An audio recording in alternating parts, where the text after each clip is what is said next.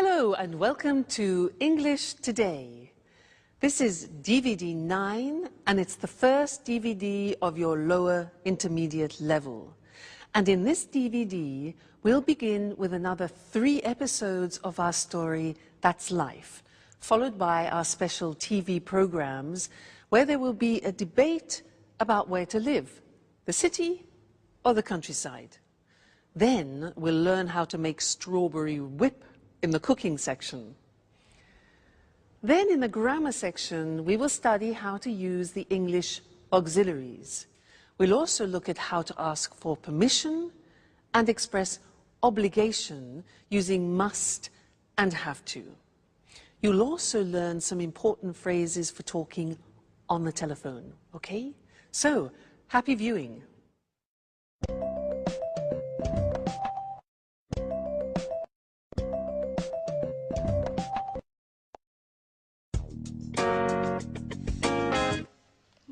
Horrible weather.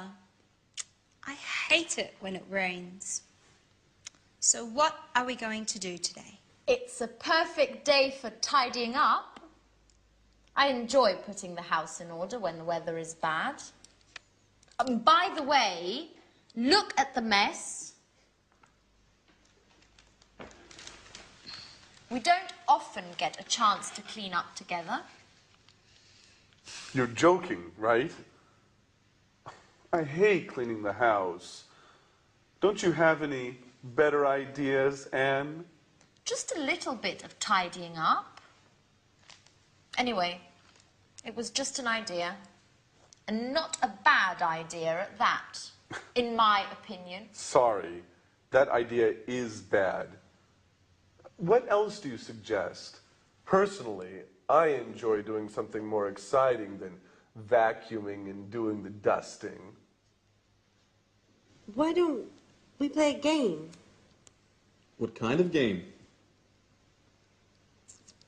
How about playing cards? No, I hate playing cards. It's so boring. Let's see what's on TV. Cartoons, soap operas, political talk shows. There's nothing interesting on. Shall we go for a walk? I like walking in the rain. Why don't we take a walk to the new bakery in Piccadilly? What do you say? Are you crazy? It's raining out. Well, you know what the traffic's like when it rains. I certainly don't want to get stuck in a traffic jam on a Sunday.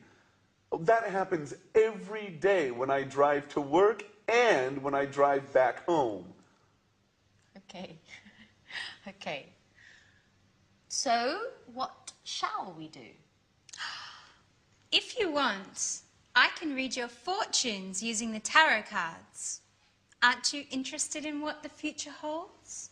That's your favorite hobby. No thanks, Alice. Let's not think about the future.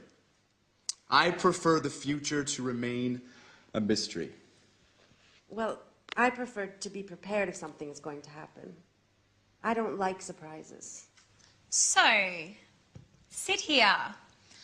I'll tell you who you are and what your future holds. You know what I like to do on days like this? Nothing. Totally relaxing, doing nothing. I agree with you, Jack. Total relaxation. Now that's a great idea. And maybe eating something nice and tasty. Huh, Anne? Why don't you prepare us one of your lovely lunches? No way, guys. You don't want to go out. You hate cleaning the house. You don't like playing games.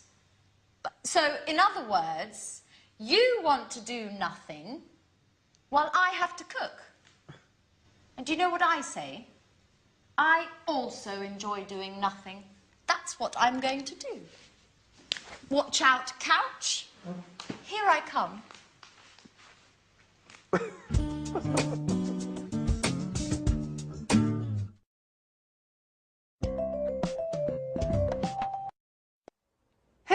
and welcome back to English Today, that live TV program where you can learn the English language. And in this lesson, I want to do some revision on the things that people don't like about the English language, the auxiliaries. Now, the exercise is simple. We're going to look at some of the auxiliaries that we've learned up to now. What are they? Well, we have learned am, is, are, do, does, and did. When do we use them? We use them in questions. Aha. This is the exercise. I have here some sentences in the positive form, and I want you to make questions using these auxiliaries. Okay? So, I'll give you an example. I say, he likes wine. You start the question with what? What? He likes wine. Now, this is the simple present tense. So, which of those auxiliaries do we need? Am, is, are, do, does, or did? Simple present tense. Exactly, we need do or does. Now, I said he likes wine. Third person. So which one? Does. Exactly, good. So the question is, what does he like? Get the idea? Great, let's continue. Number 2. I play tennis. I play tennis. What sport? All right, do I play? Very good. I play, simple present tense. We need do or does, the subject I. So what sport do I play? Great. Next one. They're coming at 7 o'clock. They're coming at 7 o'clock. What time? Yeah, now they're coming, present continuous, auxiliary. That's it. Fantastic. What time are they coming? All right? Present continuous, auxiliary, to be. Next one. She went to the cinema yesterday. She went to the cinema. Where? All right. Simple past tense. What do we need? We need did. So where did she go? Excellent. Very good. You see? Getting better. Next one. We had an ice cream after dinner. We had an ice cream after dinner. What had we? Simple past. Did. That's it. What did we have? Remember, the verb have always takes an auxiliary. So what did we have? Great. Next one. She's painting the front door. She's painting the front door. Which tense? Present continuous. So what, third person, is she painting? Very good. Next one. I was at home on Saturday. This is difficult. I was at home. Remember that the verb to be is an exception. I was is the past tense of the verb to be, and it doesn't take an auxiliary. So we don't need an auxiliary. The question is, where were you? That's difficult. Where were you? The verb to be, no auxiliary. Okay? They work in Paris. What's the tense? Simple present. Good. Where do they work? Excellent. And the last one, I'm living in Florence. I'm living in Florence. Where are you living? Fantastic. You're getting better all the time. You see, it's just a question of practice. So now let's look at the screen and see those written just to remind you once more, okay? So He likes wine. What does he like? I play tennis. What sport do you play? They're coming at 7. What time are they coming? Present continuous. She went to the cinema yesterday. Where did she go? Simple past. We had an ice cream after dinner. What did we have? Simple past after dinner. Remember, have, you need the auxiliaries. She's painting the front door. Present continuous. What is she painting? Okay, so that's it. Keep practicing with your auxiliaries. They will be easier and easier. Now let's go back to our friends, where Alice is reading Sharon's tarot cards. Let's see what comes up. See you later. Bye.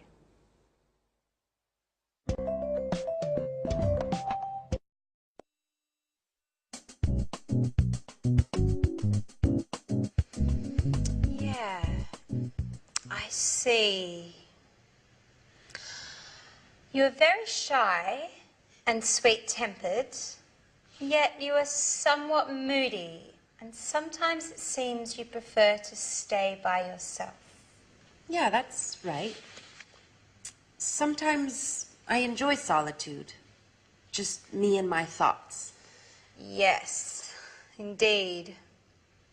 I see that you are worried about something, but that's not clear. I think it has something to do with a boy, or maybe it has something to do with your job. Yes, maybe you are going to get a new job. Wow. Definitely I like the second option. It's much better. But I don't know. Actually, this card means that love troubles are on their way. Sorry, Peter, but I see the shadow of another boy in your Sharon's heart. Don't be silly, Alice. Tell me more about this job instead. Okay, if you like. So you are very careful in your work, even if it seems you don't like it that much. Yeah, that's right. I like doing things right. If I can't work well, I prefer doing nothing at all. What's more, I'm very punctual. I hate being late. Yes, and you are also very modest. Thanks, Alice.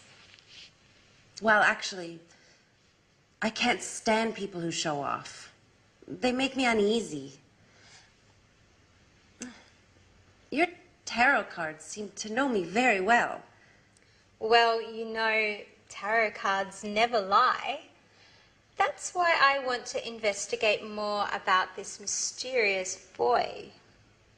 Come on, darling, they're not always right, are they? Yes, they are. I swear it. They always tell the truth. Oh, come on, girls. Stop it. How can you spend the whole afternoon talking nonsense? Why don't we do something more interesting? Why don't we all stop doing nothing and go out? Look, it has just stopped raining. How about strolling in the park? Yeah, that's a great idea. Let's go.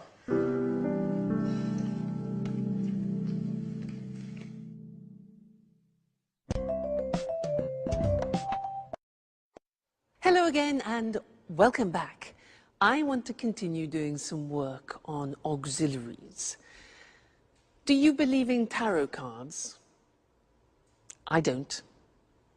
Now, that's sort of an example of what I'd like to teach you now. Short answers in English. Usually in other languages, when you ask a question like, do you believe in tarot cards? People say yes or no. In English, it's a little bit more complicated. I can say, for example, do you believe in tarot cards? Yes, I do. No, I don't. So we take the auxiliary and we repeat it in the positive or the negative. So that's really quite strange. Other languages don't do that. As it's complicated, I want to go to the screen now and we can look at it written. It'll be easier for you. Very common. You'll hear it all the time. So, look at the example. Does he like wine? Instead of just saying yes or no, we take the auxiliary of the question and we say, yes, he does, or no, he doesn't. You see that? We repeat the auxiliary. Very unusual. Do you play tennis? Do is the auxiliary. Yes, I do. No, I don't. The negative, all right? So we always take the auxiliary of the question. Next one. Are they coming at 7 o'clock? We've changed tense. It's the present continuous, the auxiliary to be. So yes, they are, or no, they aren't. Are they coming at 7 o'clock? Yes, they are. No, they aren't. Next. Did she go to the cinema yesterday? Did, simple past. Repeat. Yes, she did. No, she didn't. Okay? Next one. Did you have an ice cream after dinner? Yes, we did. No, we didn't. Is she painting the front door? Is. Yes, she is. No, she isn't. Were you at home on Saturday? Now listen to this. Yes, I was. You take the verb to be and you put it in the correct form. So were you? Yes, I was. No, I wasn't. Okay? Is she in the bathroom? Is. Yes, she is. No, she isn't. Do they work in Paris? Yes, they do. No, they don't. Are you living in Florence? Yes, I am. Verb to be, are you? Yes, I am. No, I'm not.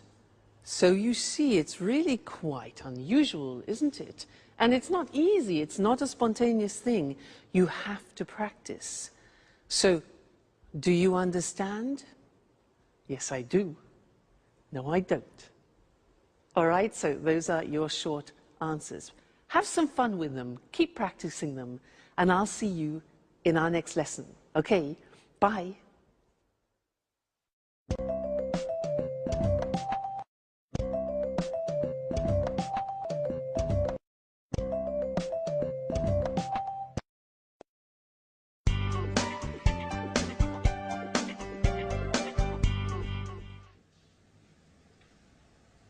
Hello, this is Anne Baxter from Red Bear Publishing.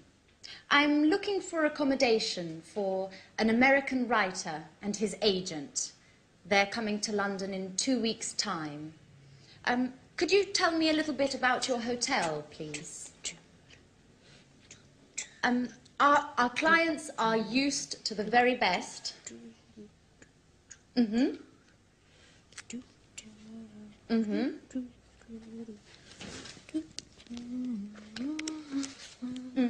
And do you also have a swimming pool? No. A sauna? Great. And as far as entertainment is concerned, do you have a lounge with live music?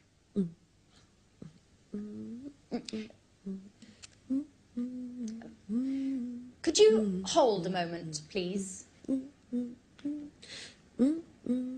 Sharon, stop humming, please.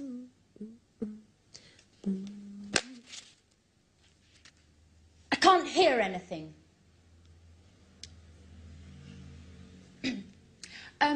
Okay, well, thank you very much for your help.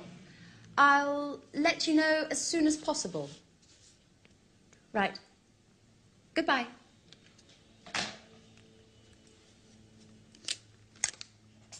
What are you doing, Anne? My boss asked me to book rooms for 2 of our most demanding clients. Well, they would like a quiet hotel near our publishing house. Oh, and of course, with all the creature comforts. So I'm making a few telephone calls.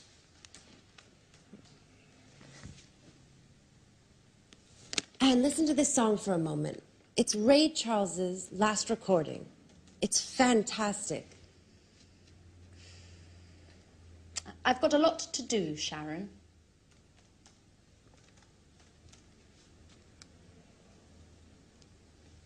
Just for 1 minute, Anne.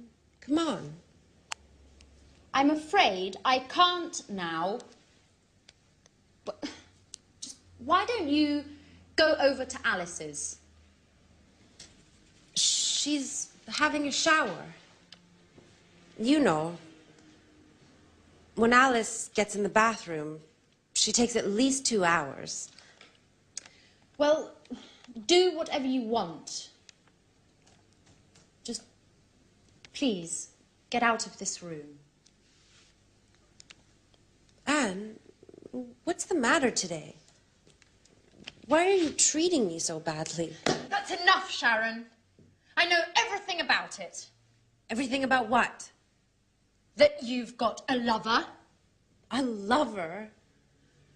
Are you going crazy, Anne? Oh, don't try and pretend with me, Sharon. And I call you a friend. But it's the truth. Uh-huh. And who is my romantic lover, by the way? You know. I'm talking about Jack. Jack?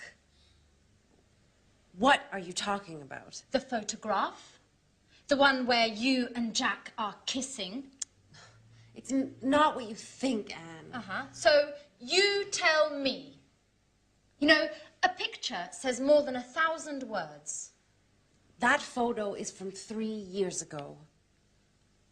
We were engaged. Or what? But you and Jack were engaged. I know. I know. I wanted to avoid stupid gossip. And also because of Peter. So now you're telling me that... Well, I can't believe it. I know. I didn't want to hurt your feelings. See, now you're angry with me. That's why. Well, you're right, Sharon. I am mad at you. And now I look like a fool. I'm sorry, Anne, really. No, my hair! What's going on? My God, It's Alice. no. Come on, let's go see what's happening. Guys, quickly! Help! My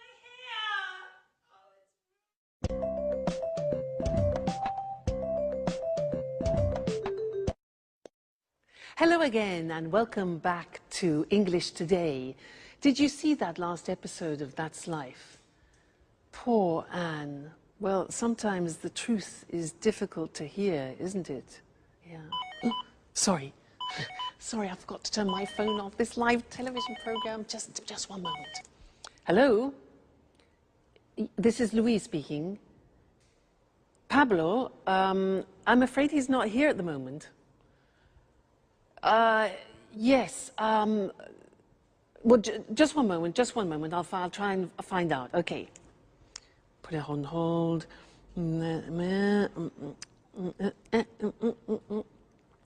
Hello? Yes, hello. Could I speak to Pablo, please? What, could you put me through to him? No. Okay, yes, I understand. No, it's not important. Don't worry. All right, thank you very much. Thank you. Yes. All right, bye. Hello? Yes, hello. I'm afraid he's not available at the moment. Yes. Would you like to leave a message? Sharon called. Okay. Would you like him to call you back? Yeah. All right. Okay. Yes, I'll tell him. Right. Thank you. Thank you very much. Goodbye. Goodbye. Sharon? Who's Sharon? Where were we? Yes, interesting. I wanted to talk to you about telephone language. Now, I used some phrases there which are quite useful to you, and I want to go to the screen so that we can see those written together and look at how the phrases work, okay? Now, look at these situations. When you don't understand someone on the telephone, what do you say? Can you repeat, please? No. No. If you ask somebody, can you repeat, please, it's like asking them to vomit. Why? Because there is a small word missing, a very important one. In English, you must say, can you repeat that, please? Very important. Many people make that mistake, and they ask everybody to vomit on the telephone. So remember, can you repeat that, please? Good. Next, when, for example, imagine that you are on the telephone and you want to write something down when the person is speaking. So you want them to... Okay, good. So you stop them. Just a minute. Just a minute. This is difficult. We say in English, I'll make a note of that. Okay? Just a minute. I'll make a note of that. I'll make a note of that. Snap decision. All right? Next one. Imagine you're on the telephone and somebody knocks at the door when you're speaking. Now, you have to say, What can you say? Yeah, so just a minute. We say, I'll be right back. Now that means that you're going somewhere and coming back then quickly. So just a minute, I'll be right back. I'll be right back. Okay? Useful, that phrase. Now, you return to the phone, okay, and the other person has been waiting for you. So you need to apologize for the inconvenience. So you can say, sorry. We say in English, sorry to keep you waiting. Sorry to keep you waiting. So you say, just a minute, I'll be right back. Music, and you say, sorry to keep you waiting. All right? Great. Next thing. You're speaking to somebody and suddenly the other person disappears. Because, disappears. Now, how do you say that? In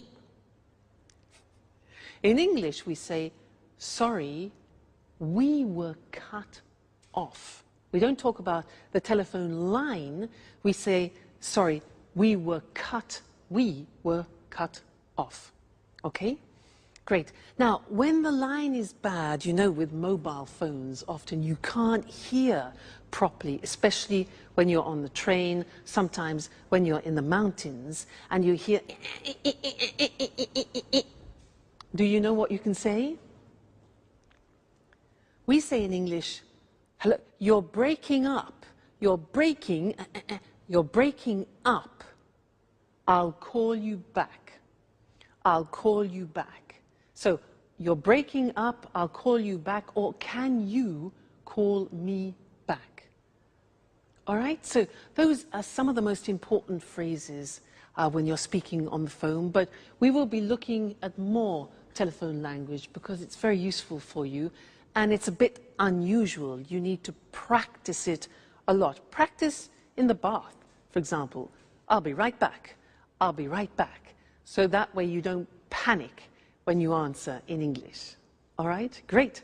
So I'll see you in the next lesson and we'll look at some more telephone language. Bye.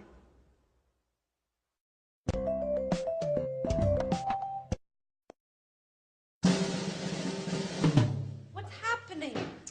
Alice, why are you screaming? My hair!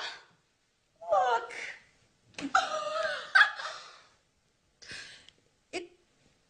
It looks...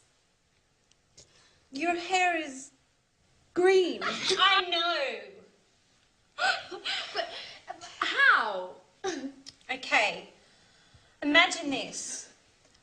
I'm washing my hair.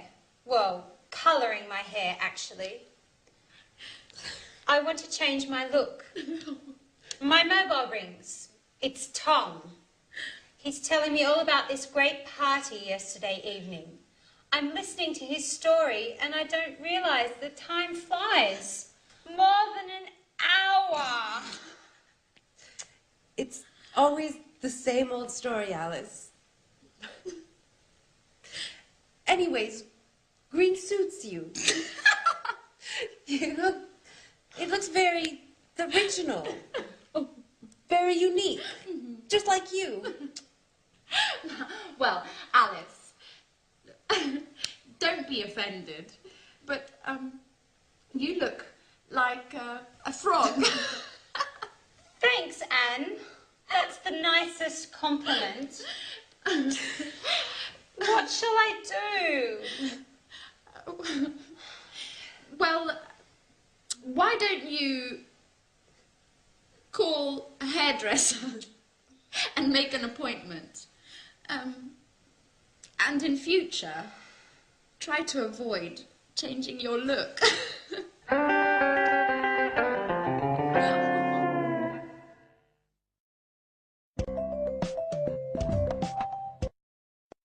Hello again and welcome back to your live TV program where you learn English. And in this lesson, I want to go back to look at some more telephone English because it's really not that simple. We have special phrases that we use when we speak on the telephone in English. So to help us, let's go and look at those on the language screen, okay? Now the first thing is when you introduce yourself on the telephone, we don't say, I am Louise. We say this. We say, this is Louise, or this is Mr. Smith. Now that's really quite unusual and different to other languages. So, hello, this is Mr. Smith. Or we can say, hello, Tom speaking. Tom speaking, Louise speaking. Okay, so don't say, hello, I'm Louise. We only use that when you do, for example, a sales presentation on the telephone. All right? Good. Then, asking who the other person is, you can say, hello, is that Mr. Jackson? Is that Mr. Jackson? So it's like, this is that Mr. Jackson? Hello, is that Peter speaking? And not, hello, are you Peter? Okay, is that? Good. Now, you want to ask to speak to another person. So what can you say? Well, you can say, hello, I'd like to speak to John, please. I'd like to speak to John. Or you can ask the questions, can I speak? Could I speak? May I speak to the managing director? Now, remember, may is very polite, could is neutral, and can is more informal. All right? Then we could also say, good morning, could you please put me through to Mr. Smith? Now, put me through to, which is difficult to say, put me through to, is like saying in American English, could you connect me to? All right? So that's connecting people. Now, when you connect a person, you can say, just a moment, I'll put you through to him. I'll put you through to him. You need to practice that a lot. I'll put you through to him. Or, yes, Mr. Smith is in. I'm trying to connect you now. Connect is the other word. And you can say, hold on, just a moment, please. That's to ask people to wait, okay? Good. Then leaving a message, you could say, you could ask, could you take a message, please? Could you take a message? Or can I leave a message? Then you could say, could you ask him or her to call me back? Could you ask him to call me back? All right? Then the last thing is taking a message. You can ask, can I take a message? Can I take a message? Or would you like to leave a message? All right, so there are some more fundamental and essential English language phrases that you use on the telephone, and I think you'll find them very useful. So experiment, and I'll see you again very soon. Bye.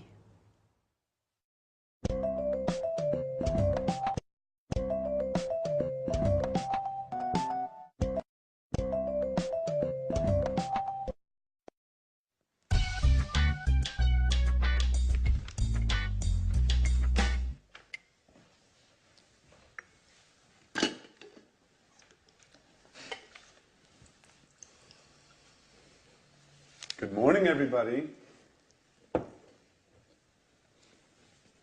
Can I ask you a question? Yesterday evening, I got... Sorry, Jack, I can't listen now. I've got to get to work. I have a meeting at 9:30 with my editor, and I'm late. But I only need a minute. It's important. Nothing is more important than this meeting. If I arrive late, my boss will kill me. Ring me later if you want. Bye-bye. Great. Alice. Alice. Can I ask you a question? Yesterday evening... No, Jack, I can't. I'm really sorry, but I have to get going too. But you never leave before 11 in the morning. Why are you in such a hurry today? I'm starting a new yoga course this morning. My horoscope says I have to do some exercise. Well, if your horoscope says so. Anyway, I only need a second. No, Jack. My teacher told me not to be late. You can give me a call later. But Alice, wait! It's important. What a bunch of nuts. I wonder what my aunt will think.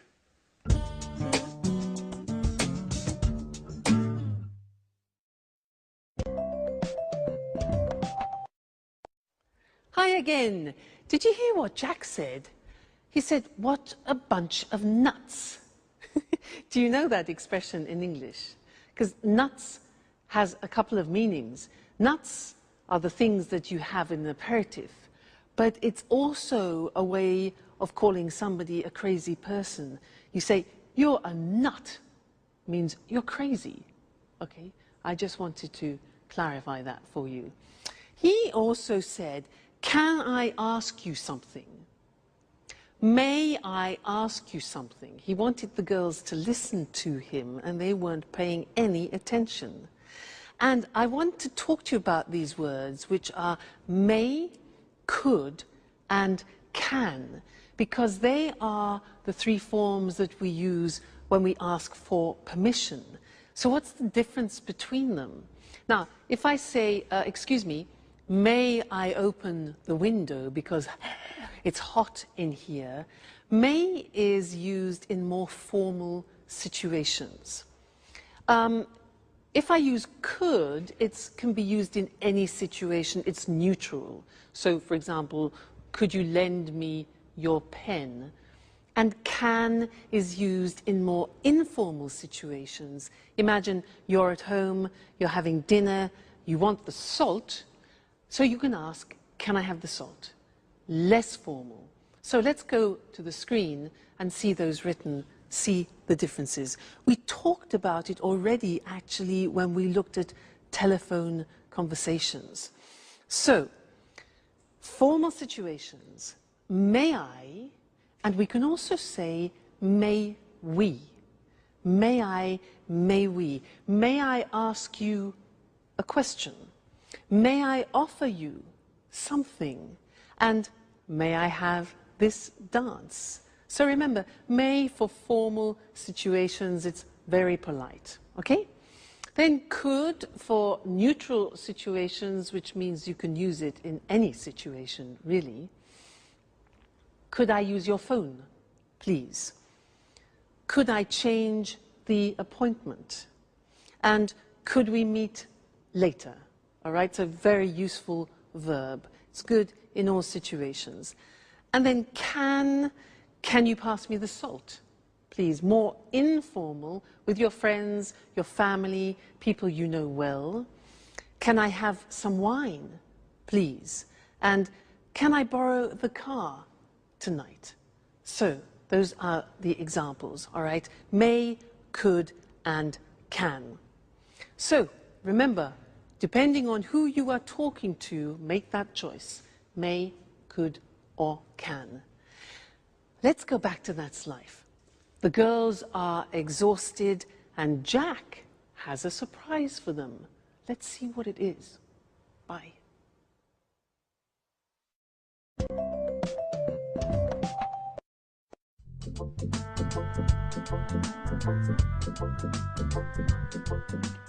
What a day.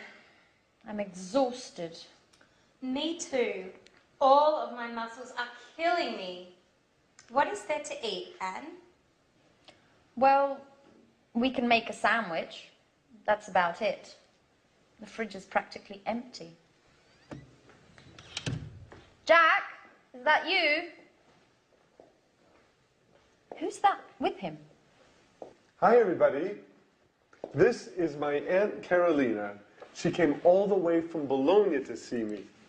She'd like to see how I'm getting along. Well, good evening. Jack, why didn't you say anything? I should clean up. Look at the mess. Well, everybody was in such a hurry this morning. I tried to telephone you, but your mobile was off. And Alice's mobile just rang and rang. I imagine you left it at home again as usual, Alice. Well, I guess so. Good evening. It's a pleasure to meet you. Well, well, only girls, eh? So, you are Alice. Alice, the interesting one of the house. And you are Anne, the housekeeper. Please, Aunt Carolina. So that's how you describe us. Come on, Aunt Carolina is only joking, right? And this is the wonderful house. Well, yes, but it's usually tidy. It's still very charming. Thank you.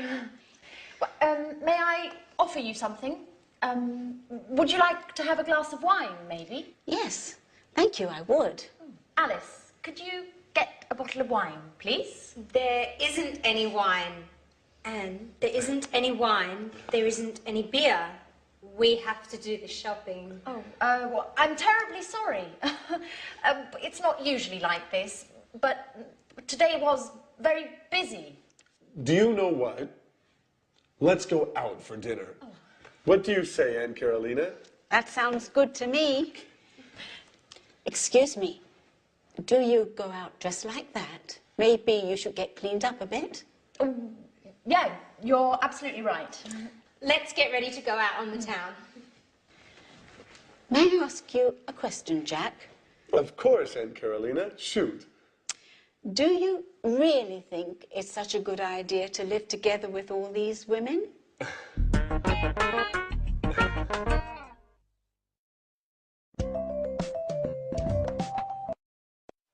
Well, hello, Mr. Monkey, and how are we feeling today?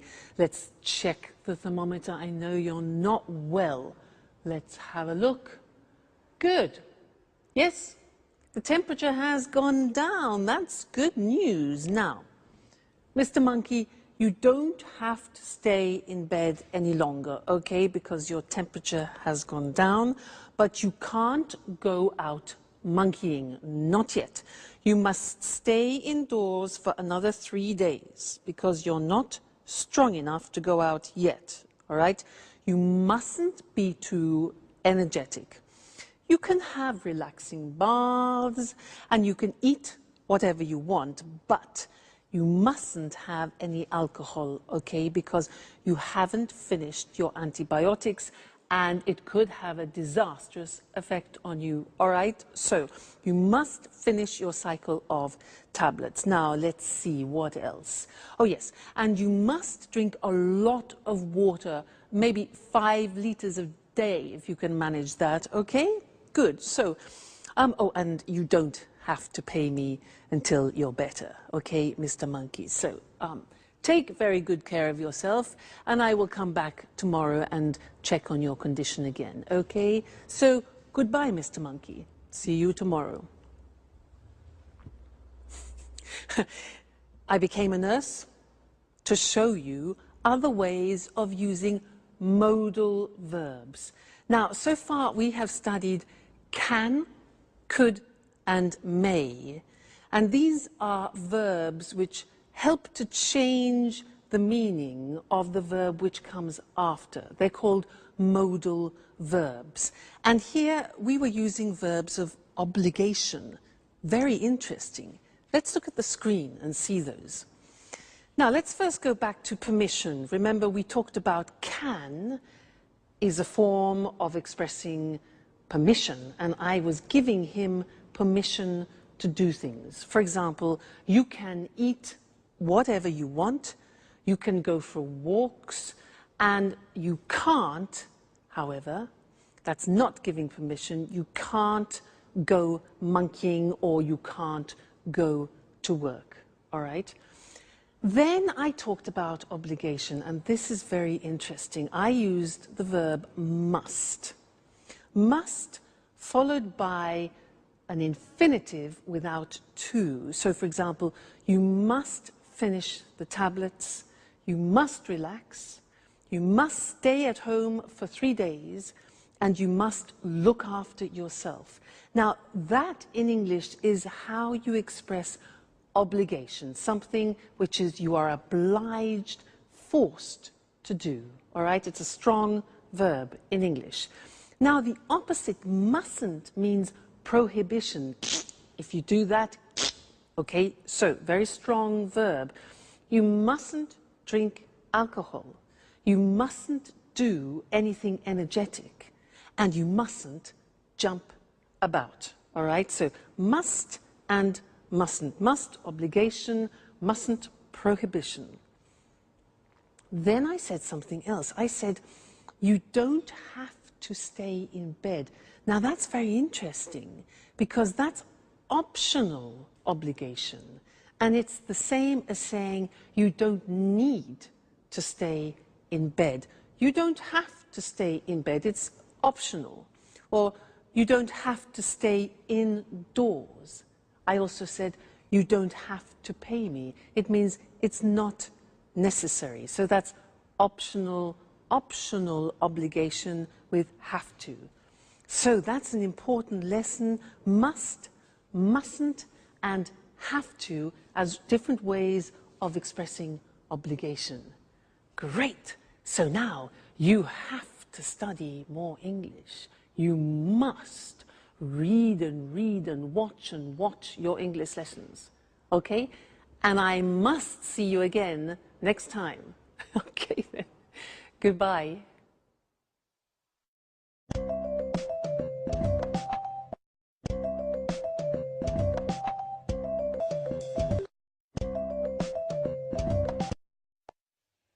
Good evening. Welcome to this week's edition of Let's Talk, our discussion program with our commentators, Tom and Marie. How are you? Fine, Eric. Fine. Good to see you again. Well, did you have a good weekend?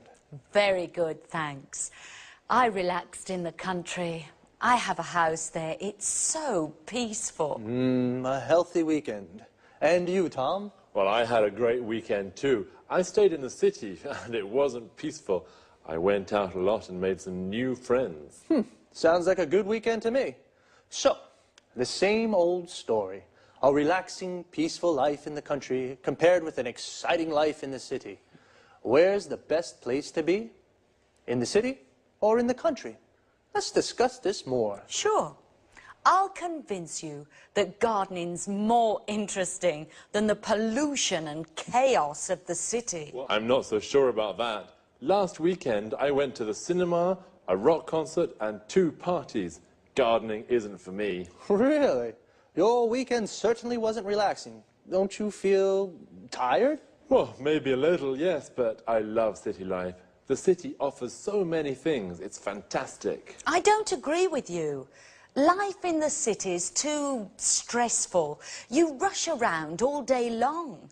And then there's the traffic and finding a parking space. Walking in the woods is far better than being stuck in traffic jams. I'm really thinking of moving to the country. Well, I don't think I could ever live in the country. I'd die of boredom. It would be a problem for my work, too. You're wrong, Tom. You can work from home. A friend of mine does this. He works from home. He uses the internet for email and virtual meetings. He goes to the office in the city 2 or 3 times a month. He's got 3 children, and life in the country is great for the family. And he loves gardening too. And gardening is difficult in the city, isn't it? Sure, but country life is so isolating. You don't meet new people. Well, okay, the city is more polluted, more stressful, but country life is so boring. I like meeting new people, making new friends, and in the city it's easy to meet new people. I'm not so sure about that. Whenever I'm in the country, lots of my friends come to visit me. They all complain about the stress of city life, and they really enjoy the peace and quiet of the country. I'm sure that sooner or later, you'll arrive too. Let's bet on it. But if I do come, I'll bring a few friends and maybe we'll have a party. Okay, I'll be waiting for you. Of course, you're invited too, Eric. Oh, thanks, Marie. Okay, this is a good compromise. A less stressful weekend for Tom and a more exciting one for Marie. Well, the city or the country? I think it's difficult to say where it's best to live. It depends upon your taste. The country life is more relaxing, whereas the city life is more exciting. Well, time to say goodbye. Goodbye, Marie, and goodbye, Tom. Goodbye, Eric. Goodbye, Eric. And goodbye to you. And see you again next time on Let's Talk.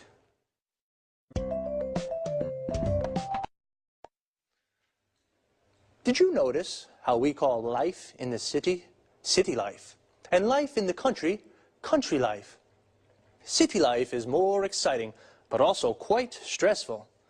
We say something is stressful when it makes you nervous. The traffic in the city is stressful. Traffic is the word we use for cars, buses, trucks, everything on the roads.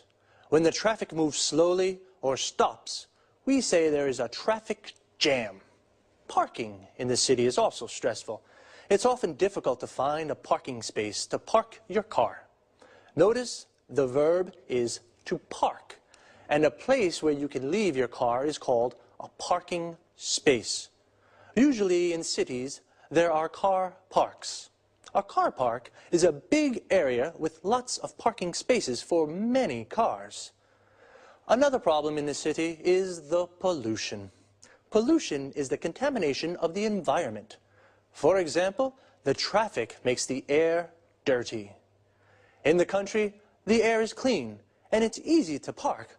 But Tom says it's boring to live in the country because there's nothing to do. Boring means that it's not interesting. Marie says it's relaxing to live in the country. Relaxing means it makes you feel relaxed. Notice that often the adjectives we use to describe things, places, or people end with ing. The city is exciting. The country is relaxing, but boring. Adjectives that describe how a person feels often end with ed, ed. Tom is bored. In the country, Marie is relaxed.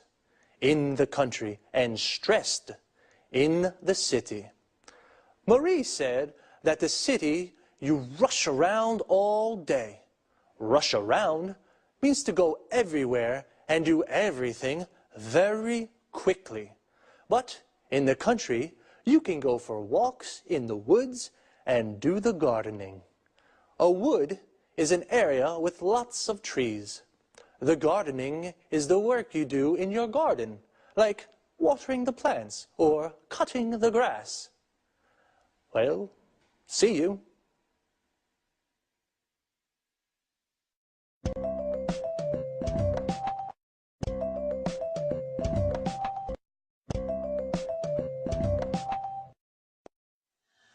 Welcome to Cooking Today. Today I'd like to introduce you to a very special guest, Lisa French. She's the popular author of the bestseller, A PhD in Homemaking. Lisa, thank you so much for inviting us into your home. It's my pleasure. If you're wondering what to make for lunch, if you have to prepare a last-minute dinner, then Lisa's the person to ask for help. Listen, Lisa, I'm having a dinner on Saturday. Could you give me a tip on a quick and tasty dessert? Of course. You can prepare an easy-to-make dish with fresh strawberries. The strawberry season only lasts a few weeks, so it's worthwhile making the best of in-season berries. And it can be made in a jiffy. Oh, strawberries. I absolutely go mad about strawberries. So let's get started. Just the idea of strawberries makes my mouth water. First, wash, drain, and hull strawberries for 4 servings. Then, mash them to a pulp. All of them? No, you have to put aside some good ones for decoration. Okay, then what? Next, whip about half a pint of cream. Then whisk 2 egg whites stiffly and fold into the cream.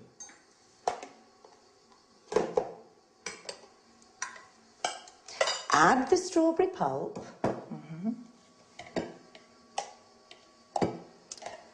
and stir in 2 tablespoons of caster sugar. Does it need cooking? No. All you need to do is pour the mixture into individual goblets. Is that all? Don't forget to decorate each one with a bit of whipped cream and the whole strawberries you put aside. Now your dessert's ready to serve. Oh, it looks delicious. Let me have a taste right now. Yummy. This is sensational.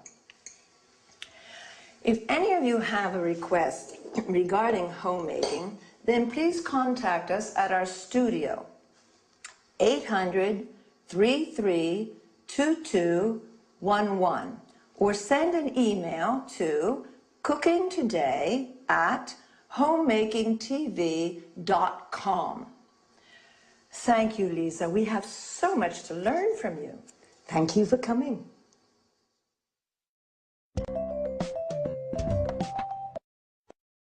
Have you enjoyed the recipe? Well, now let's go over the language used in the interview. First of all, let's explain what a homemaker is. A homemaker is an expert in all matters concerning administration and running of a household, cooking, budgeting, sewing, etc.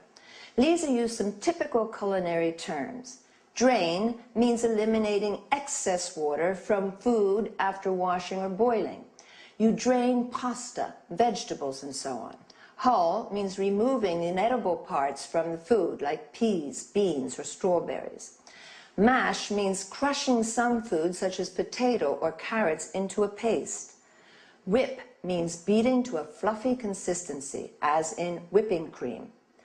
Whisk means whipping, egg whites, for example, to a froth, incorporating air or until firm. We say whisking stiffly. Stir is moving a spoon around a liquid when we add one ingredient to another, and mix them together when we say stir in.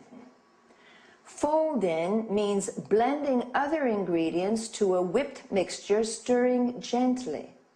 Pour means adding a liquid into a mixture or serving tea, coffee, water. Lisa also mentioned a goblet, which is a small cup with stem to serve fruit salad or ice cream. A pint, which is a unit of liquid measure equivalent to 568 milliliters, a UK pint, or 550 milliliters, a US pint. A tablespoon is also used as a unit of measure. In order to express appreciation about food, we say tasty, delicious, yummy, mouth-watering. Lisa said in-season berries to mean fresh fruit. Otherwise, we say out of season, not to be confused with the word seasoning, which means adding salt, pepper, and other spices to food. A berry is a small fruit, such as a strawberry, blackberry, raspberry, blueberry. Another useful term is serving. You can also say helping. It refers to individual portions of food. Well, I hope you've had a good time, and I'll see you